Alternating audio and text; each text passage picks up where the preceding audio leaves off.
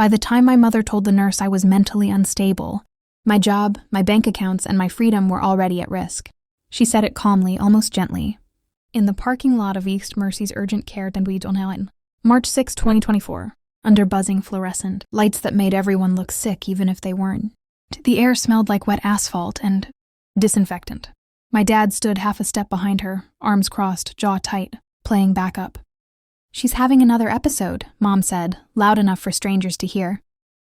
"We just need someone to confirm she shouldn't be alone." I was still holding my car keys. I hadn't even gotten out of the driver's seat yet. "My name is Ava Mercers. I was 29 years old. I had a master's degree, a full-time job at a nonprofit in Chicago, and an apartment I paid for myself. And in less than 30 seconds, my parents reduced me to a liability." The nurse glanced at me. "Ma'am, is that true?" Before I could answer, my phone buzzed in my coat pocket. I didn't look. I already knew what it was. Another message. Another whisper spreading faster than truth ever does. Mom tilted her head, eyes soft, voice warm.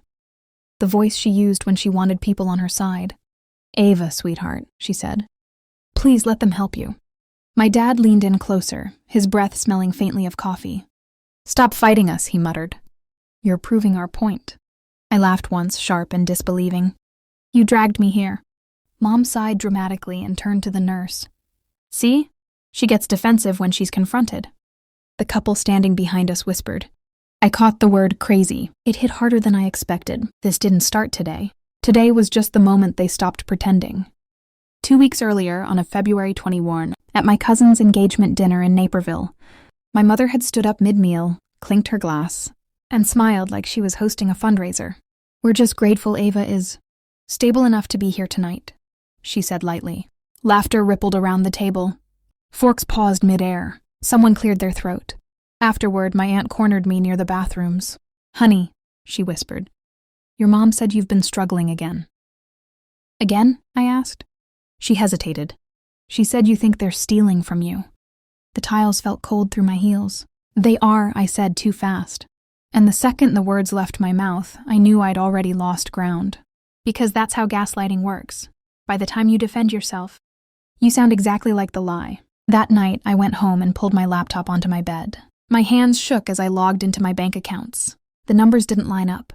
Transfers I didn't remember, a withdrawal I didn't authorize. Then I checked my credit report. A new inquiry stared back at me. Dated not February 19th, 2024, from a private lender I'd never contacted. I took screenshots. Every page, every timestamp. I emailed them to myself and backed them up to a flash drive. My heart pounding like it already knew this would matter. The next morning, I called my parents. "Did you apply for something in my name?" I asked, keeping my voice flat. Silence. Then my dad sighed. "Ava, this paranoia is exactly what we've been worried about." Paranoia, not denial, not confusion, a diagnosis. 3 days later, my mom sent a group text to my siblings and 2 aunts. "Please don't engage if Ava starts spiraling. We're consulting professionals." That was the moment I understood the trap. If I got angry, I was unstable. If I stayed calm, I was manipulative. If I gathered proof, I was obsessed. And now, standing in that urgent care parking lot, I saw the endgame. Dad reached into his jacket and pulled out a high manila envelope. He didn't rush. He wanted this to feel inevitable. "It's temporary," he said, sliding it toward me. "Emergency guardianship, for your protection." My stomach dropped. Through the thin paper, I could see the bold header. "Petition for emergency guardianship." Already signed. If approved, I wouldn't be able to access my own money. I wouldn't be allowed to make legal decisions. I could lose my job because my position required financial and mental fitness disclosures. And the hearing? Scheduled for 9 a.m. the next morning. My phone buzzed again. This time I looked. Subject: Finalist confirmation. Live television segment. My breath caught. What my parents didn't know, what nobody in that parking lot knew, was that for the past year, I'd been quietly leading a program at my nonprofit helping foster teens transition into college housing. Nights, weekends, no credit, no spotlight. Someone had nominated me for a National Community Impact Award. I hadn't told my family, not because I didn't trust them, because experience had taught me not to. Mom touched my arm, soft as velvet. "Just sign, Ava. Let us handle things until you're better." I looked at the pen in my dad's hand, then at the envelope, then at my phone, buzzing with a future they were trying to erase. What would you do? Sign to keep the peace? Or fight back knowing everyone might believe you're unstable? comment your take. And if you're enjoying this, like and subscribe. Where are you watching from, and what time is it there? Dad held the pen out again. Sign, he said, smiling. And in that moment, I realized I had less than 24 hours to save my name or lose everything. I didn't sign the papers. I handed the pen back to my dad, slowly so my hands wouldn't shake, and said the calmest sentence I could manage. I want a lawyer present. The air changed instantly. My mother's face tightened. Not angry, not yet, but irritated, like I'd broken character in the middle of her performance. My dad's smile vanished. Ava, Mom said quietly, this is exactly what we were trying to avoid. Me protecting myself, I asked. Dad stepped closer, lowering his voice. If you make this adversarial, you're going to hurt yourself. Judges don't look kindly on unstable behavior. There it was again, the word they'd been sharpening for weeks. I took a step back. I'm leaving. Mom reached for my arm. I pulled away. The nurse was watching now, eyes narrowed, clearly unsure who the problem actually was. That gave me just enough leverage to walk back to my car without being stopped. I drove home with my heart pounding so hard it felt like it might crack my ribs. Every red light felt like a countdown. I knew what they'd do next. By the time I got to my apartment, my phone was exploding. Texts, missed calls, voicemails.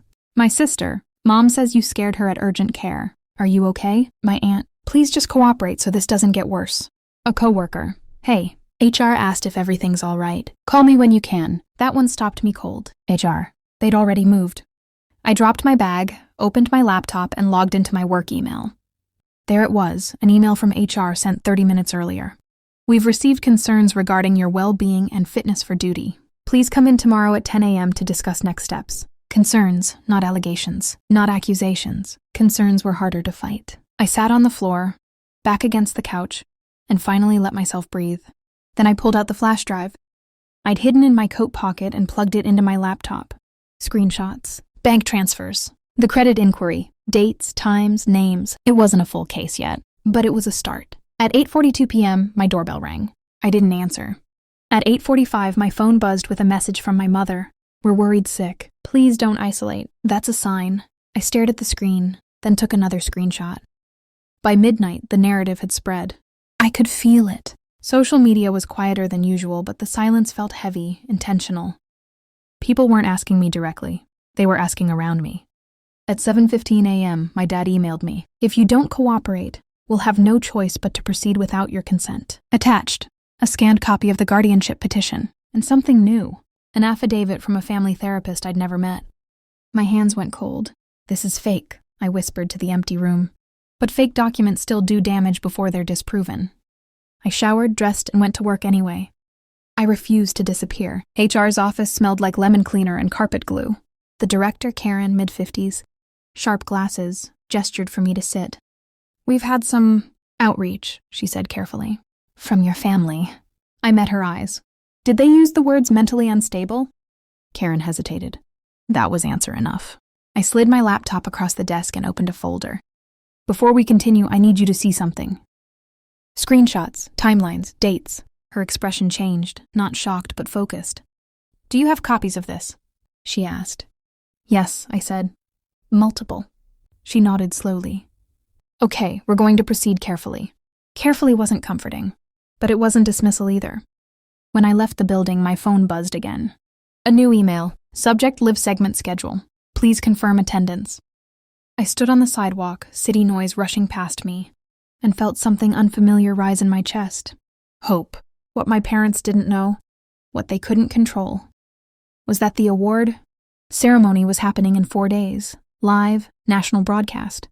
And if my name was announced the way that email suggested, their story wouldn't survive daylight.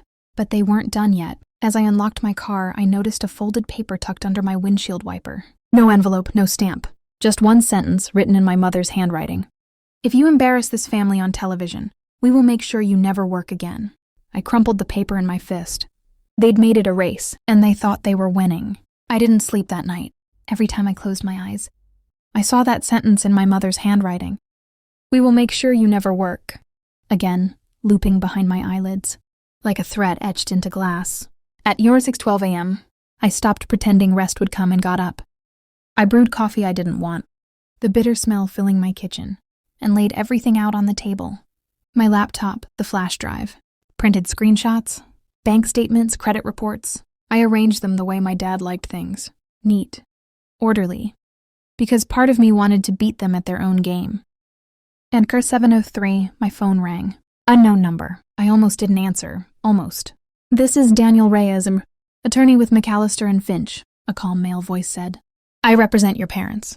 Of course he did. I'm listening, I said. There's an emergency guardianship hearing scheduled for 9 a.m. today, he continued. If you don't appear, the court may grant it by default. My grip tightened around my mug. Based on what evidence? A sworn affidavit from a licensed family therapist, he said smoothly. And financial irregularities suggesting impaired judgment. Impaired judgment. That's what they call theft now. I've never met this therapist, I said. That will be addressed at the hearing, he replied. My advice is to cooperate. Public resistance could be damaging. I laughed softly. You mean like accusing your adult daughter of being mentally unstable? There was a pause. Not long, but enough. Ms. Mercer, he said, tone sharpening. This call is being made in good faith. So is this one, I said. Tell my parents I'll see them in court. I hung up before my hands could start shaking. I didn't have a lawyer, not yet, but I did have one thing my parents underestimated. A paper trail. At set of 40, I drove to the downtown branch of my bank. The lobby was quiet, marble floors echoing with footsteps. I approached the counter and asked to speak to a manager. A woman named Linda led me into a glass office. She smelled like peppermint and wore reading glasses on a chain. How can I help? She asked. I slid my ID across the desk. I think someone has been accessing my accounts without my consent. As she pulled up my file, her expression shifted. Professional calm to alert interest. These transfers, she said slowly, turning the screen toward me, were initiated using a power of attorney document. My stomach dropped. I never signed one. Linda clicked again. It was notarized. Notarized. I felt the room tilt. By whom? She checked. Then looked up at me, eyes steady. The notary is... Your mother. My pulse roared in my ears. That's illegal. Yes, Linda said quietly. It is. She printed everything. Timestamps, IP addresses, document copies. She stamped each page and slid them into a folder. You need a lawyer, she said. Today. By 9:32 a.m., I was standing outside the courthouse, cold wind cutting through my coat. I called the only person I trusted enough to say the word help to. My Aunt O'Rinny, she answered on the second ring. Ava? They're trying to take control of my life, I said, voice finally cracking. I need someone on my side. Silence, then I knew something was wrong. She showed up 15 minutes later, with a man in a gray suit. This is Michael Tran, she said. Family law. He owes me a favor. Inside the courtroom, my parents sat together, composed, almost serene. My mother clutched a tissue. My father stared straight ahead like a man wronged. When they saw Michael sit beside me, my dad's jaw tightened. My mother's eyes flicked, just once, to the folder in my hands. The judge, a woman with silver hair and sharp eyes, called the case. My parents' attorney spoke first. Words like erratic, concerning, unstable floated through the room like smoke. Then Michael stood. Your Honor, he said, we'd like to introduce evidence of financial fraud, identity misuse, and an illegally notarized power of attorney. My mother's tissue slipped from her fingers. The judge leaned forward. Illegally notarized? Michael handed over Linda's documents. By the petitioner herself. The room went quiet. My phone buzzed in my pocket. I didn't look. I didn't need to. Because for the first time since this started, my parents weren't in control of the narrative. And they knew it. The judge raised her eyes. We'll be continuing this hearing. My mother's hand trembled as she reached for my father. Outside the courtroom, as people filed out whispering, my phone buzzed again, this time with a notification I couldn't ignore. Live television wardrobe fitting, tomorrow 3 p.m. Two timelines were colliding, and my parents were about to realize they couldn't stop either one. By the time the wardrobe fitting rolled around, my parents were acting like they'd already won. That's what scared me most. On March 8, 2024, I stood in a quiet studio on the north side of Chicago while a stylist adjusted a navy blazer on my shoulders. The room smelled like fabric spray and hot lights. A production assistant hovered nearby with a clipboard, asking about mic placement and pronunciation. How do you want your name read on air? She asked. I swallowed. Ava Mercer. She smiled. Got it. Congratulations, by the way. This is a big deal. I nodded, but my phone buzzed again in my hand. A message from my mother. We hope you're resting. Stress can trigger episodes. I didn't reply. I took a screenshot and added it to the folder growing heavier by the hour. What my parents didn't know was that the guardianship hearing hadn't gone the way they'd planned. The judge hadn't dismissed it outright, but she'd frozen everything. No emergency authority, no access to my accounts, and she'd ordered a forensic review of the power of attorney document. That should have scared them. Instead, they doubled down. That night, my father posted a photo on Facebook, an old one of me from college. Eyes red, mascara smudged. The caption read, "Praying for our daughter during this difficult mental health journey. Families, please check on your loved ones." The comments poured in. Sending strength. Mental illness is so hard on families. You're doing the right thing. I stared at the screen until my vision blurred. Then I did something my parents never expected. I didn't respond. No post, no denial, no emotional plea. Silence, because silence made them reckless. The next morning, March 9th, my Aunt Renee called me, her voice tight. "They're telling people you're being evaluated, that you might not be fit to work." "I know," I said. "They're saying it confidently," she added. Too confidently. At 11:30 a.m., Michael Tran called. "They filed a supplemental motion," he said. "They're claiming your nonprofit work is a fixation, that your award nomination is a fantasy." I closed my eyes. "They're going to try to stop the broadcast." "Yes," he said. "And they think they can."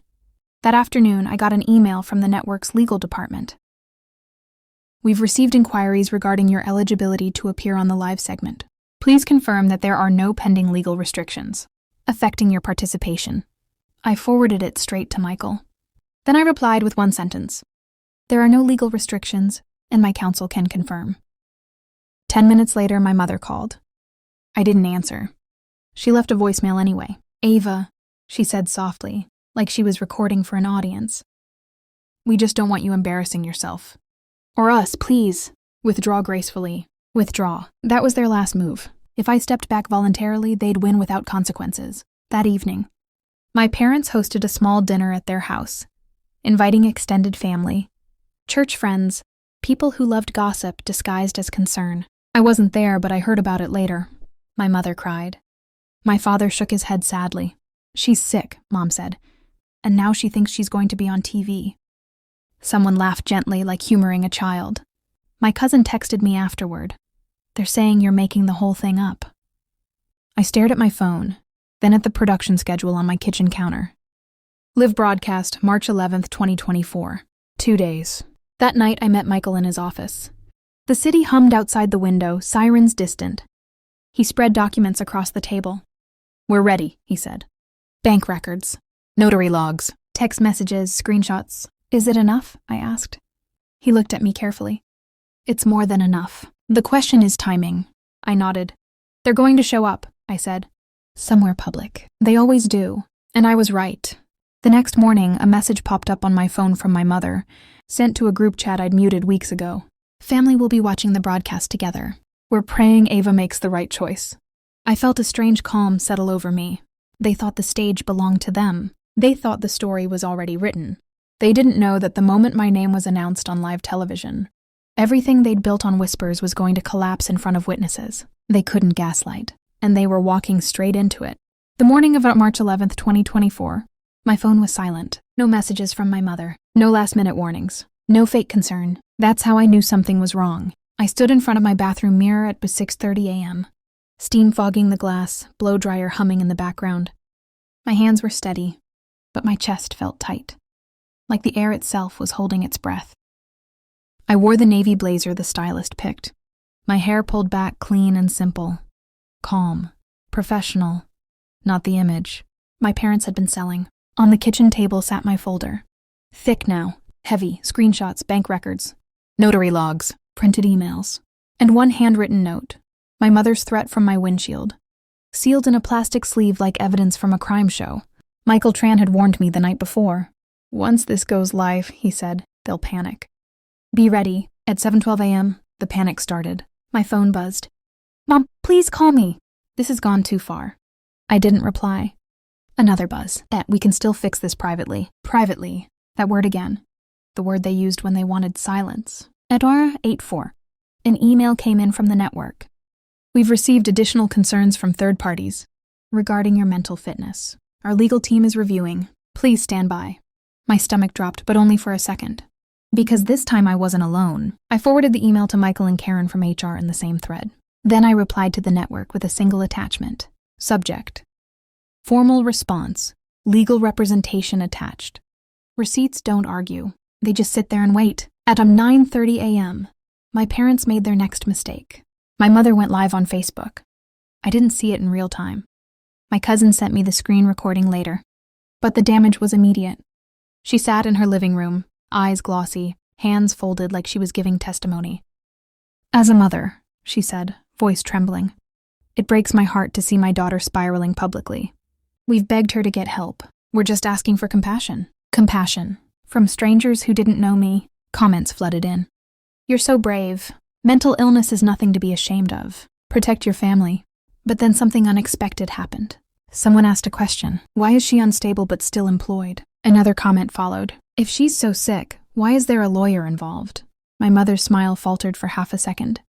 She ended the live abruptly. At 1:18 a.m., Michael called me. They contacted the court, he said. Tried to reopen the guardianship before the broadcast. And? I asked. And the judge denied it. On record. I closed my eyes. Relief washed through me so hard I had to sit down. Then my phone buzzed again. Unknown number. Ava, a woman said. This is Dr. Elaine Porter. I froze. Who? The therapist your parents cited in their affidavit, she said calmly. I want you to know, I never evaluated you. I never authorized that document. My breath caught. Are you willing to say that publicly? There was a pause. Then, yes, I already have. I contacted the court this morning. That was the crack. By noon, the story had shifted, not online, but quietly, professionally, where it mattered most. Lawyers, judges, HR departments, network executives. At 1:45 p.m., Karen from HR texted me. We're standing by you. Take care of yourself today. To do 10, the network confirmed. You're clear to appear. We apologize for the inconvenience. Edina 3 p.m. I sat in the green room, makeup lights warm on my face, a producer adjusting my mic. Through the wall, I could hear the low murmur of the studio audience filing in. My phone buzzed one last time. Mom, if you go through with this, don't bother calling us afterward. I stared at the message for a long moment. Then I turned my phone face down. Because here's the thing my parents never understood. I wasn't going on live television to expose them. I was going on live television to tell the truth about my work. And sometimes the truth does the exposing all by itself. If you're enjoying this story so far, hit like and subscribe. It helps more than you know. And tell me in the comments, what would you do if your own family tried to erase your credibility? A stage manager appeared in the doorway. 2 minutes, she said. My heart started to race, not with fear, with certainty, because my name was about to be announced. And my parents were about to realize they'd lost control of the narrative. In front of an audience they couldn't silence. The studio lights were hotter than I expected. They pressed down on my shoulders as I stood just off stage, the air humming with electricity and low chatter. I could hear the host's voice through the curtain, smooth, confident, introducing the segment like it was just another feel-good moment in a long broadcast. My heart thudded anyway. 30 seconds, the stage manager whispered. I adjusted the mic clip to my blazer and focused on my breathing, in, out, slow. This wasn't a trap. This was earned. From somewhere in the audience, applause swelled. The sound rolled over me like a wave. And now, the host said, smiling into the camera, it's time to recognize one of this year's Community Impact Award recipients. My phone buzzed in my pocket. I didn't look. The host continued reading from the teleprompter. This program has helped hundreds of foster youth transition into higher education and stable housing, often becoming the first in their families to attend college. My chest tightened. She built it quietly, he said, without asking for recognition. The curtain slid back. And please welcome, Ava Mercer. The applause hit all at once, loud, real, unmistakable. I stepped onto the stage, lights blinding for a second, then softened as my eyes adjusted. The host shook my hand. Cameras swung toward me. Somewhere, a red light blinked on. Live. Congratulations, he said. How does this feel? For half a second, I thought of my mother's Facebook video, of the envelope, of the pen held out to me like a leash. Then I smiled. It feels grounding, I said, because this work was never about attention. It was about making sure kids who've already been through trauma don't have to navigate the system alone. The host nodded. We're told you designed this program while working full-time. Yes, I said. Nights, weekends, with a team that believed in the mission. The camera cut to a wide shot of the audience clapping, and then the producer's voice crackled in my earpiece. Ava, 1 minute left. This was the moment. I hadn't planned to say anything beyond gratitude, but silence had protected my parents long enough. There's something else I want to say, I said, my voice steady, because the young people I work with are often misunderstood, labeled, talked about instead of listened to. The host glanced at the producer, then back at me. He nodded. I know what it's like, I continued, to have your credibility questioned, to be told you're unstable simply because you won't stay quiet. The room went still. But I want anyone watching, especially those being spoken about instead of spoken, to know this. Documentation matters, truth matters, and you are allowed to protect your name. Applause broke out again, louder this time, not polite, supportive. Backstage, the moment the cameras cut, my phone exploded. Texts, missed calls, voicemails stacking so fast the screen couldn't keep up. My sister, what is going on? My cousin. Mom just turned the TV off. A number I recognized instantly. Mom. I didn't listen to the voicemail yet. Michael called next. The judge watched it, he said. So did the clerk. I leaned against the wall, my legs suddenly weak. And your parents' attorney just withdrew, he said. Officially. I closed my eyes. Outside the studio, the cold night air hit my face like freedom. Reporters lingered, but I declined interviews. This wasn't a media circus. This was closure in motion. I got into my car and finally pressed play on my mother's voicemail. Her voice shook, not with concern, but with fear. Ava, she said, you had no right. People are calling the church. Your father's colleagues. You've humiliated us. Humiliated. I ended the call. At a red light, my phone buzzed again. A new email from the court. Subject: Guardianship petition, dismissed with prejudice. Dismissed with prejudice, meaning it couldn't be refiled. I laughed out loud, alone in my car, the sound surprising even me. They'd wanted control. Instead, they'd given me a stage. And now, everything they'd tried to bury was coming up in daylight. Documents. Affidavits, timelines, stacking higher than their version of events could survive. But consequences don't hit all at once. They creep in. And next, they were coming for the one thing my parents valued more than money, their image. The fallout didn't explode. It was spread out, slowly at first, like a stain soaking through fabric. Impossible to stop once it started. By March 13, 2024, 2 days after the broadcast, my parents' phone stopped ringing. Not because people weren't calling, because they were being blocked. My Aunt Renee told me later that my mother had tried to host her usual Wednesday coffee with church friends. No one showed. One text came through around noon. We need some space.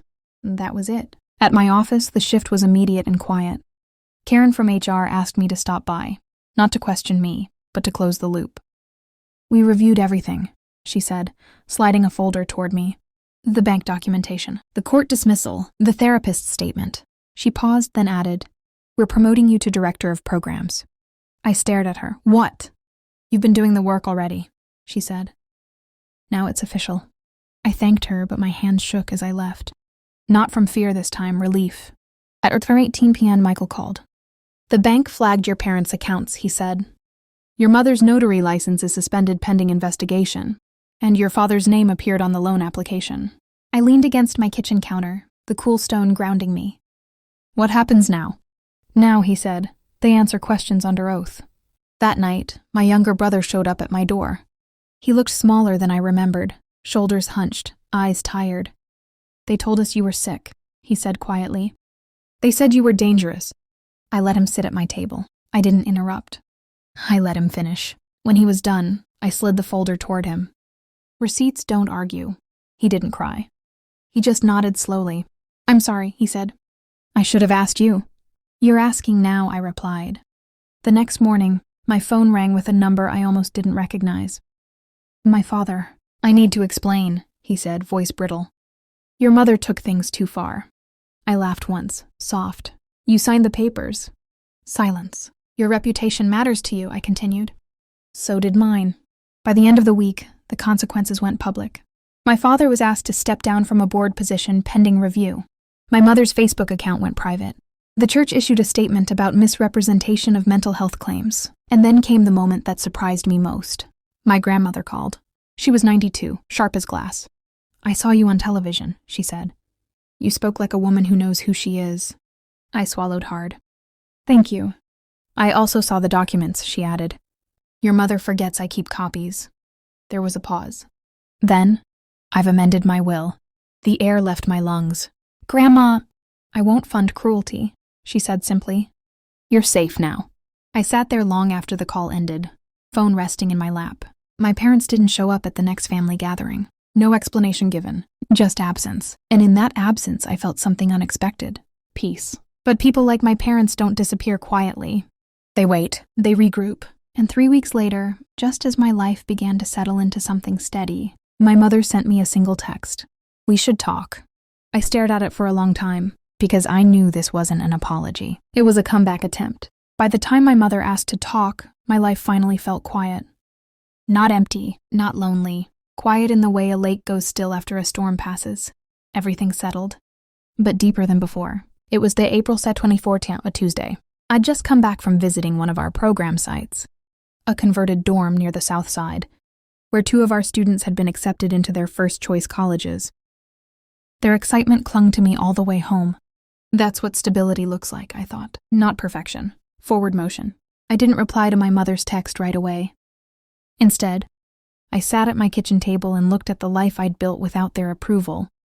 A promotion letter pinned to the corkboard, a framed photo from the award ceremony, a sticky note from Karen that read, "Proud of you." When I finally responded, it was one sentence. "If you want to talk, it can be with a mediator present." 3 dots appeared almost instantly, then disappeared. At 6:47 p.m., my phone rang. Michael. "She contacted my office," he said. "She wants to negotiate." "Negotiate what?" I asked. "Access," he replied, "to you, and to money she believes she's entitled to, of course." 2 days later, we met in a neutral office downtown. Glass walls, soft chairs, a box of tissues untouched in the center of the table. My mother arrived early, dressed carefully. Hair perfect. Makeup subtle. The version of herself she used when she wanted to seem reasonable. She smiled when she saw me. "You look well." "I am," I said and meant it. The mediator, a woman named Janice, explained the rules, then nodded to my mother. "I never meant to hurt you," Mom began. "We were scared. You've always been intense." Janice glanced at me. "Would you like to respond?" "Yes," I said calmly. "I'd like to set boundaries." My mother blinked, clearly expecting tears or anger. "Any communication going forward," I continued, "will be in writing. No contact with my employer, no public commentary about my mental health, and no access to my finances." She frowned. "That's not fair. We're family." Janice's pen paused. "Fairness isn't the standard here. Safety is." For the first time, my mother looked genuinely unsettled. Then she tried one last angle. "Your grandmother's will," she said carefully. "That money was meant for the family." "It still is," I replied, "just not for manipulation." The meeting ended without resolution, but that was the point, because I wasn't there to reconcile. I was there to close the door properly. In the weeks that followed, my parents attempted a soft rebrand. A few vague posts about healing, a couple of messages through relatives testing the waters. I didn't bite. Instead, I focused on building something new. Our nonprofit expanded into 2 more cities. I hired people who reminded me of myself, quietly determined, underestimated, capable. One evening, my younger brother called. "They're angry," he said. "But they're careful now." Careful meant exposed. On April 28th, a letter arrived from Michael's office. "Cease and desist acknowledged. No further violations reported." I placed it in the folder, not out of fear, but out of habit. That night I stood on my balcony, city lights flickering below, and realized something important. Winning wasn't the broadcast. Winning was the silence afterward. The space where manipulation used to live. The only thing left was the final step. Closure, on my terms. The mediator, a woman named Janice, explained the rules, then nodded to my mother. "I never meant to hurt you," Mom began. "We were scared. You've always been intense." Janice glanced at me. "Would you like to respond?" "Yes," I said calmly. "I'd like to set boundaries." My mother blinked, clearly expecting tears or anger. "Any communication going forward," I continued, "will be in writing. No contact with my employer, no public commentary about my mental health, and no access to my finances. She frowned. That's not fair. We're family. Janice's pen paused. Fairness isn't the standard here. Safety is. For the first time, my mother looked genuinely unsettled. Then she tried one last angle. Your grandmother's will, she said carefully. That money was meant for the family. It still is, I replied, just not for manipulation. The meeting ended without resolution, but that was the point, because I wasn't there to reconcile. I was there to close the door properly. In the weeks that followed, my parents attempted a soft rebrand. A few vague posts about healing, a couple of messages through relatives testing the waters. I didn't bite. Instead, I focused on building something new. Our nonprofit expanded into 2 more cities.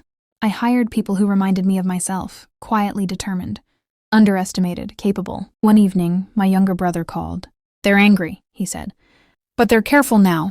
Careful meant exposed. On April 28, a letter arrived from Michael's office. Cease and desist acknowledged. No further violations reported.